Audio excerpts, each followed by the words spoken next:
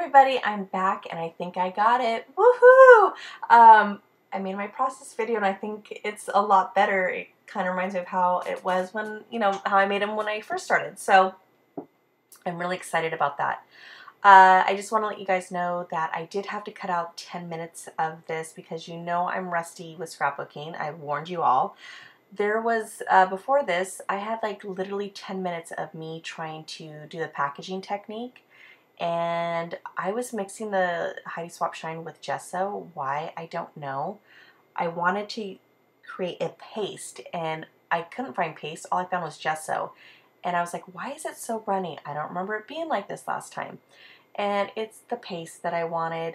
So I figured that part out, but it was already too late and I just got the background that I got, which, I mean, it still worked. I just wish I would have never mixed the Heidi Swap Shine with gesso because it definitely was a lot runnier and it wasn't, the color took a lot of time to mix and I had to use a lot of it because the gesso is white. So the colors that I picked for that gesso is blush and gold, and I love rose gold, and I thought, why not mix those two together, because it brought to me the perfect rose gold color that I wanted. And I have never thought about mixing my gold with other colors, but I'm definitely going to do it now.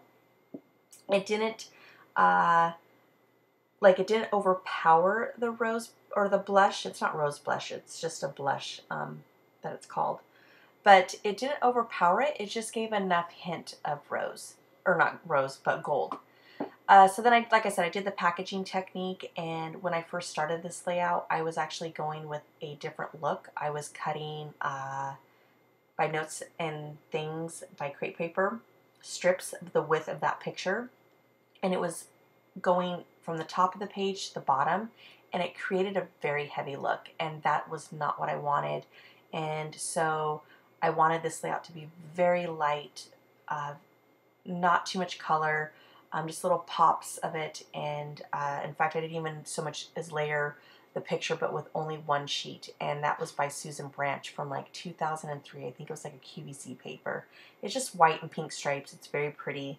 And that was it. And that's one thing how I scrapbook.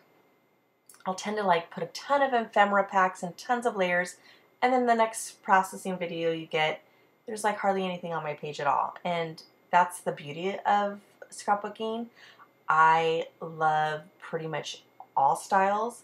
I watch such a variety of you out there, and because I enjoy it. I love to see just different creations and different styles, and I love it. Anyways, back to layout. So then like I said, I grabbed that Crepe Paper 6x6 paper pad of Notes and Things, and I cut out the butterflies, which are very tiny, and I also cut the flowers too from that paper pad. Then that XO sticker is from Dear Lizzie, and I want to say it's from Serendipity. It doesn't say. I just had like 18 puppy stickers on it, and I think I have like 7 left.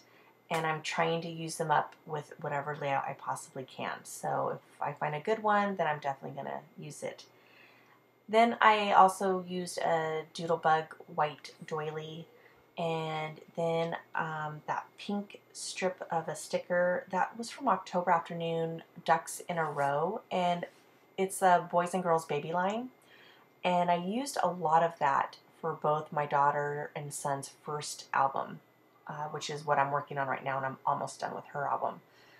So then I am going to take those gold hearts, and I actually showed you the top of the jar earlier. That is from Maggie Holmes, and I don't think it's from a collection. It was just one of her jars that had a bunch of like embellishments, like I think there's buttons, there's those gold hearts, there's not washi tape, but ribbon tape that have adhesive on the back, and I used some of the ribbon as well. Right now I am taking those butterflies, and I'm using 3D stickers, or 3D foam stickers, and those are the smallest ones I have. I want to say they're like 2 centimeter by 2 centimeter. I had to cut those in half just to fit under one of the wings because I didn't want the foam to show. And so then I'm going to fussy with those for a few minutes until I get it perfect. And I fussy maybe just a little too long, but it's funny because when you're scrapbooking, I think we're our hardest critics towards ourselves. And I just wanted them perfect, and honestly, they're just butterflies. They could have been anywhere. But if I could, I would have also sewn on this page. I finally got a sewing machine for my father-in-law, but I need to get it fixed, and I just haven't had time to get it done. But today was my last day of work, so yay! My summer has begun with my kids, and yeah, it's time to get it started. So while I'm adhering those hearts and butterflies, I wanted a little, besides the butterflies causing movement on the page, I wanted the hearts too. So I kind of wanted it to look like they were falling and kind of falling into the photo. And I sometimes follow the rules, and sometimes I guess I'm a rule breaker, but this time I didn't do the threes, what is it, the rules of three and triangle and all that stuff. No, I'm just going to grab my fabric ribbon from that Maggie Holmes jar, and you're going to see only one strip of it, and it's going to go right on that October afternoon sticker, and I'm okay with that. Honestly, I'm the type where sometimes it works and sometimes it doesn't, and I'm okay with it. I think we all like what we like when we're done with what we see. So then after that, whoops, my kids just came in the room, so 1 second. They're trying to give me enough time, and I guess I didn't finish this recording. We still have a few minutes left. And they're waiting so patiently to go to their friend's house. Afterwards, I am going to put some enamel dots on there, and those are just from Doodlebug. I think the color series is called Cupcake, and you can find those at scrapbook.com. Here's the title, and you know, I totally look up to all of you out there that have all these huge long titles because I'm not creative enough. One day I hope to be, but I just, yeah, sweetness, that was it. That's the only thing I could think of. And I wanted to nestle the title in with the butterflies, and that's what I'm going to do here shortly. And it's funny how I think I fussy, I don't know about you guys, but I will fussy with the layout. And then when it gets towards the end, I'm like, I get really lazy. So you see me using my fine line bottle. It has Scotch Quick Dry adhesive in it, and I'm going to put extra glue on the letters, and I think I get maybe the third one in. Yep, that's the last one I'm going to do, that third one. And then I get lazy and I'm like, oh, it'll be fine. It's just because they don't have a whole lot of stickiness to it, and I'm always worried, even though they're really rubbery and they kind of remind me of the foam thickers, I just worry that they're going to fall off, you know, but I guess I'll just deal with it when that happens. So I'm finishing putting the sticker down, or not sticker, the title. I'm almost done. It's really funny because one of the E's you're going to see is different, and that was, what did I use? Was it the capital E, I think, or the number 3? Because I was out of E's, and I just was like, this is good enough, and that's fine. It might not match, but you definitely know that that's supposed to be a letter E. And if I didn't say where it was from, those letters are from Studio Calico 7 paper, that line. I wish they made a whole bunch more colors. I know they did for some of their kits, but they never put them in the store. Then I'm going to take my score. Is it called Score? It's from Tim Holtz.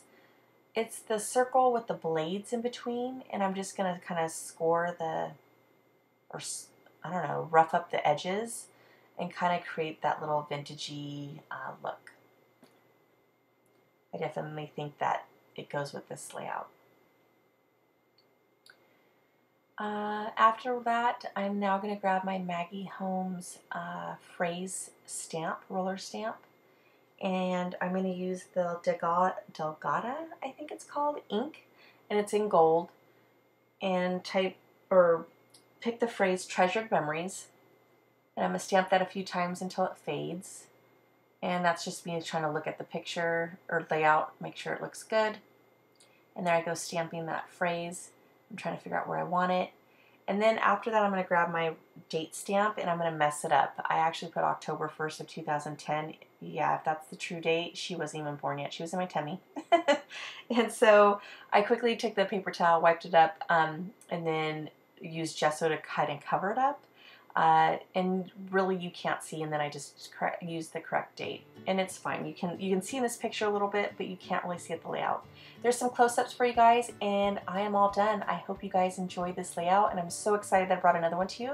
You all have a great weekend since it's coming up. Friday is tomorrow. And yeah, I will be back with some more videos. All right, guys, take care. Bye-bye.